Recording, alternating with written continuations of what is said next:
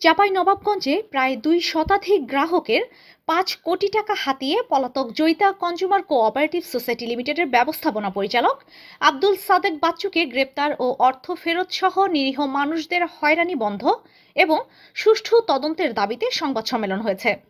বৃহস্পতিবার ২২ জানুয়ারি দুপুরে জেলা শহরের সিএন বাংলা অফিসে এই সংবাদ সম্মেলন করে ভুক্তভোগী পরিবারের সদস্যরা। সংবাদ সম্মেলনে লিখিত বক্তব্য পাঠ করেন কনজ্যুমার কোঅপারেটিভ সোসাইটি লিমিটেডের নির্বাহী সদস্য আব্দুল আল মাসুম। এ সময় তিনি বলেন, পলাতক এনজিও মালিক আব্দুল বাসেদ বাচ্চু দীর্ঘদিন ধরে স্থানীয়দের আমানত সংগ্রহ করে এনজিও পরিচালনা করে আসছিল। বোনের স্বামী হয় আমি সহ আমার মা ও বাবাকে নির্বাহী কমিটিতে রাখে, কিন্তু অর্থনৈতিক কোনো লেনদেনে আমাদের সম্পৃক্ততা ছিল না। ২০২২ সালে বোন মারা যাওয়ার পর থেকে সে সকল অর্থ নিয়ে পালিয়ে যায়। এরপরে কিছু কর্মী টাকা উত্তোলন করার পাশাপাশি আমাদের পরিবারের নামে ১২টি মিথ্যা মামলা দিয়ে হয়রানি করছে। সংবাদ সম্মেলনে তারা পলাতক আব্দুল বাসেদ বাচ্চুকে গ্রেপ্তার করে টাকা ফেরত ও ঘটনার সুষ্ঠু তদন্ত করে প্রয়োজনীয় আইনানুগ ব্যবস্থা গ্রহণের দাবি জানান এনজিওর নির্বাহী সদস্য আব্দুল্লাহ আল মাসুম ও তার পরিবার। এ নিয়ে একাধিকবার যোগাযোগের চেষ্টা করলেও পাওয়া যায়নি জয়িতা কনজ্যুমার কোঅপারেটিভ সোসাইটি লিমিটেডের ব্যবস্থাপনা পরিচালক আব্দুল বাসেদ বাচ্চুকে। আমি চাই যে আমার বোনের বিয়ে দিয়েছিলাম বগুড়ায়, আমার বোন জামাতা এখানে একটা এনজিও খুলে তারা এখানে ব্যবসা বাণিজ্য তাদের চলছিল, ভালোই ব্যবসা বাণিজ্য করছিল বা খারাপ করছিল। এন্ড বিষয় হলো যে এখানে আমার আমার বোন মারা যাওয়ার পরে আমার ভগ্নিপতি এখান থেকে পালায় যায় প্রায় ২০০ লোকের টাকা নিয়ে, মোটামুটি ৫ কোটি টাকা।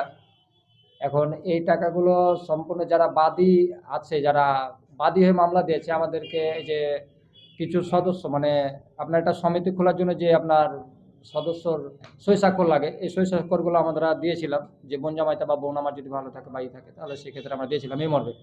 এটার সাথে আমরা কোনোভাবে ইনভলভ না, এটার সাথে আমরা কোনোদিনই আমরা জড়িত ছিলাম না, এখনও নাই। তো আমি চাই যে পুলিশ প্রশাসনের কাছে এবং ঊর্ধ্বতন কর্মকর্তার কাছে আমি সঠিক বিচারটা চাই এবং তদন্তটা চাই এবং তাকে লিয়ে আনার ব্যবস্থা, এবং গ্রাহকের যারা ৫ কোটি টাকার এখানে মামলা সাজিয়েছে আমি চাই যে তারা গ্রাহকরা তাদের পূর্ণাঙ্গ টাকাটা পাক। বাসেদকে ধরে নিয়ে আসার পরে সেও হয়তো শান্তি পাবে। আমাদের পরিবারটা একদম ছিন্ন বিচ্ছিন্ন হয়ে গেছে, আমরা খুব কষ্টের ভিতরে আছি। বাসেদের সাথে আমাদের এখন পর্যন্ত কোনো যোগাযোগ নেই। আজকে ৩ বছর থেকে বাসেদ কোনো প্রকারে যোগাযোগ করছে না। বাসেদ বলছে যে ওরা টাকা খেয়েছে, ওরা বুঝবে, আমরা টাকা নিইনি। আমাদের একটা সইয়ের কারণে আজকে আমরা এই পর্যায়ে এসে পড়েছি। আসলে আমরা সইগুলো দিয়েছিলাম শুধু বোন এবং বোন জামাতার কারণে। আমার কাছে সই চাইছে, আমি অন্ধবিশ্বাসে দিয়েছিলাম যে বোন জামাতাকে আইনের আওতা আনা হোক। ৫ কোটি টাকার যেহেতু মামলা আমাদের ঘরে ঝুলছে এখন, এই ৫ কোটি টাকা ২০০ গ্রাহকের টাকা, প্রত্যেকটা ঘরে ঘরে যেন টাকাটা সে ফিরিয়ে দেয় এবং সে ফিরিয়ে পায়।